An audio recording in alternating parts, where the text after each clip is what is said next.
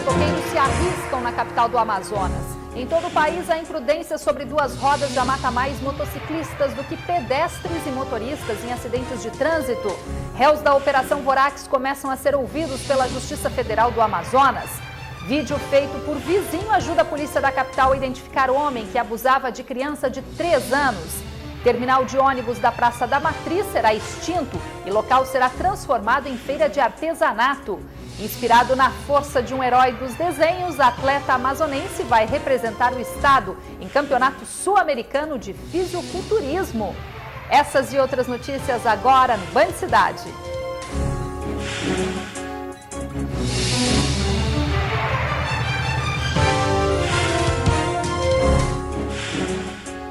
Olá, muito boa tarde. Um levantamento divulgado hoje pelo Ministério da Saúde mostra que pela primeira vez a morte de motociclistas superou a de pedestres e motoristas vítimas de acidentes de trânsito. Só para se ter uma ideia dessa dimensão, o custo das internações pagas pelo SUS subiu 113% em 4 anos, passando de 45 milhões de reais em 2008 para 96 milhões no ano passado. E o Band Cidade de hoje começa com flagrantes da falta de respeito de motoqueiros com a própria vida e também com outras pessoas no trânsito da capital amazonense. Durante 3 dias, nossa equipe saiu às ruas e constatou que a imprudência sobre duas rodas ainda é um dos principais problemas do trânsito em Manaus. No bairro Jorge Teixeira, este motoqueiro transporta uma criança sem capacete. Também na Zona Leste, flagramos um homem vestido de mototaxista transportando 2 passageiros, entre eles uma criança. Este outro, além de estar sem capacete, faz uma ultrapassagem em alta velocidade e sem dar sinal. Outro motoqueiro chega a bater na viatura da polícia durante uma manobra imprudente.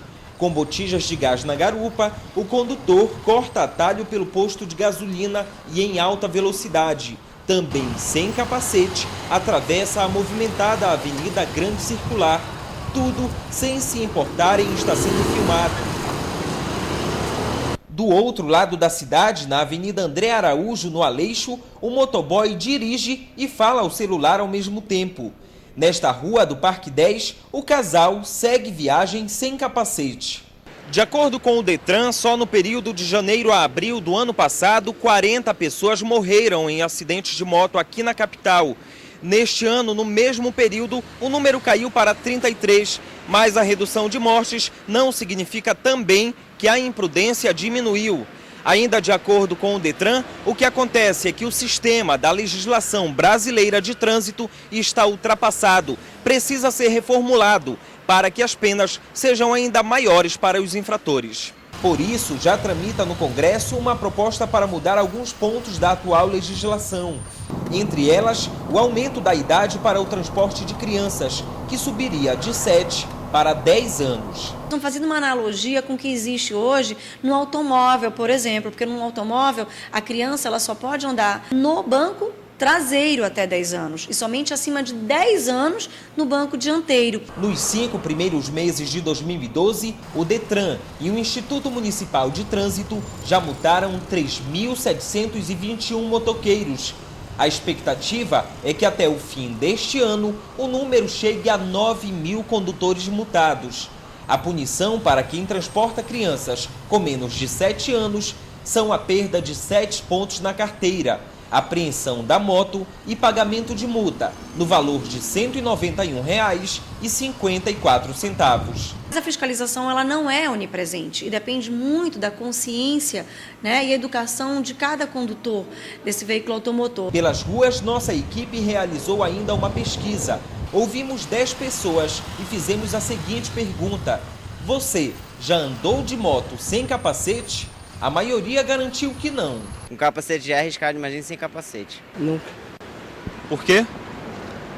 Proteger, né? A vida da gente é mais importante, né? Não, que eu me lembre não. Mas 2 entrevistados confessaram não dar muita importância ao equipamento de segurança. Às vezes é o costume, né? Vou aqui pertinho, não precisa botar capacete. Às vezes na pressa, na correria, a gente acaba esquecendo um pouco. Pela vaidade também, o cabelo tá arrumadinho, aí deixe de colocar. Uma pesquisa do Manaus Trans mostra que sem o capacete, o motoqueiro tem 10 vezes mais chances de morrer no acidente. Tá, agora até para ir na taberna vai ter que ir de capacete. A Justiça Federal do Amazonas começou a ouvir hoje os réus da Operação Vorax, deflagrada em 2008 pela Polícia Federal. 2 pessoas não compareceram ao julgamento, incluindo o ex-prefeito de Coari, Adail Pinheiro. O julgamento começou com quase 1 hora de atraso. No processo da Justiça Federal, 28 pessoas são acusadas por crimes como formação de quadrilha, fraude em licitações, falsificação de documentos e peculato.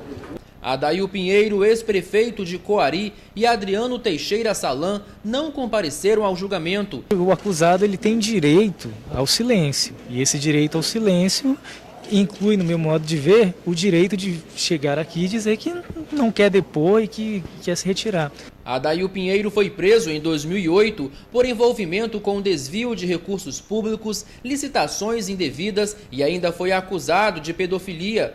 4 anos depois, o ex-prefeito volta a ser acusado de abuso sexual, desta vez contra uma adolescente de 12 anos. Isso não pode ser interpretado como um prejuízo ao processo nem ao julgamento, uma vez que é um direito constitucional, eles se disporem ou não de seus interrogatórios. A defesa se manifestará oportunamente no processo e, como eu já disse, a defesa é técnica.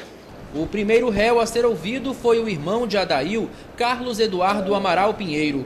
O corretor de imóveis é acusado de receber dinheiro para a compra de materiais que deveriam ser adquiridos por empresas vencedoras das licitações.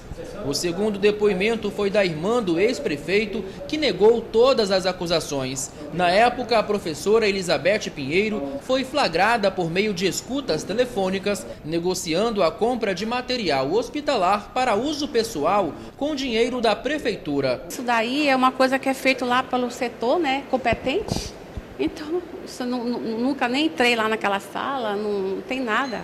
Em seguida, a justiça ouviu Walter Braga Ferreira. Com ele foram encontrados carimbos e formulários sem procedência em nome de várias empreiteiras.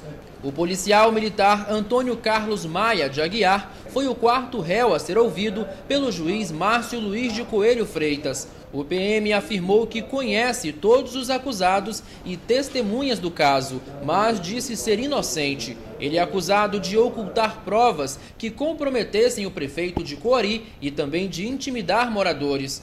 Fábio de Souza Carvalho cuidava da execução das obras da prefeitura e foi apontado em um esquema de licitação superfaturada.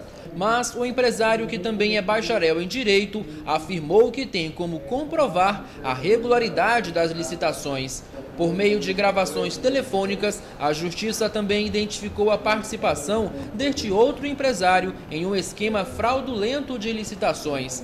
Flávio Souza dos Santos Filho garantiu que cancelou serviços com a Prefeitura de Coari depois que deixou de receber mais de R$1 milhão por obras executadas por sua empresa. O administrador Ezequiel Brandão foi o último a ser ouvido.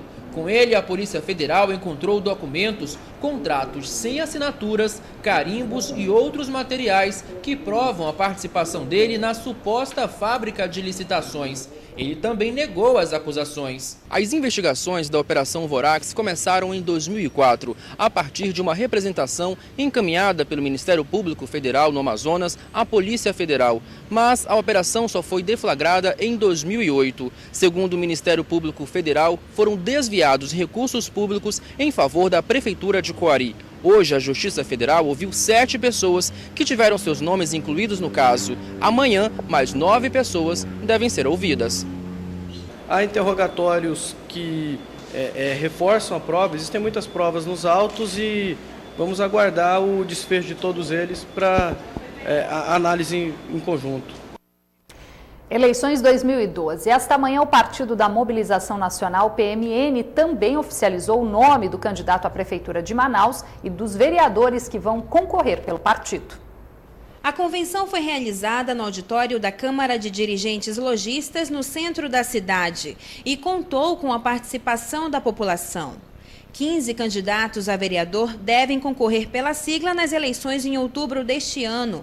Para prefeito, o nome indicado foi do presidente do partido, Jerônimo Maranhão, e para vice, César Dantas. O nosso objetivo é exatamente reinventar essa cidade. Por que razão? Porque há 50 anos o grupo político vem se intercalando.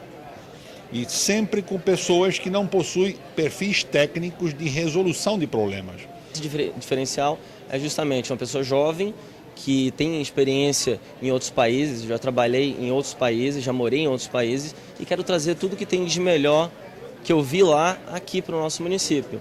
É possível isso e eu tenho dados técnicos que a gente tem condições financeiras para transformar isso em pouco tempo. E 59 ex-prefeitos de municípios do interior do Amazonas integram a lista dos fichas sujas que tiveram as contas reprovadas pelo Tribunal de Contas da União e agora não poderão se eleger pelos próximos 8 anos. As condenações não cabem mais recurso e são referentes às prestações de contas irregulares entre os anos de 2004 e 2012. A relação, que incluindo outros gestores públicos, além dos ex-prefeitos, sobe para 195 nomes inelegíveis, foi entregue pelo TCU à Justiça Eleitoral e vai servir de base para o Ministério Público Eleitoral contestar os registros de candidaturas. Em instantes, aqui no Band Cidade, ainda sobre eleições, Tribunal Regional Eleitoral faz balanço positivo nas primeiras fiscalizações nas zonas eleitorais no interior do estado. E ainda, vídeo feito por vizinho ajuda a polícia a identificar acusado de abusar sexualmente uma menina de apenas 3 anos na capital.